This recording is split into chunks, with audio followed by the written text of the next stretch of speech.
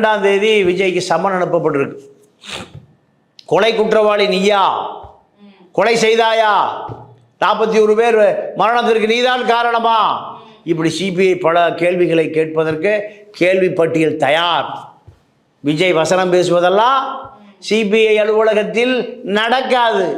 இதே வருமான வரித்துறை அதிகாரிகள்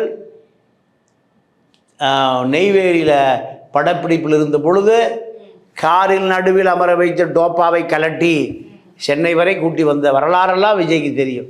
இப்போ நெய்வேலி டு சென்னைக்கே இந்த நிலைமைனா இப்போ டெல்லி போகணும், சார்ட்டர் ஃப்ளைட்டில் போகணும். நீங்கள் மலேசியா மாலிக் மாஃபியா மாலிக் நீங்கள் எங்கே டெல்லிக்கு சார்ட்டர் ஃப்ளைட் அனுப்புவாரா? உனக்கு மாலிக்கு என்ன தொடர்பு? இதெல்லாம் யார் கேட்பா? சிபிஐ கேட்கும். இந்த 500 கோடி ரூபாய் வரவு செலவு ஏது?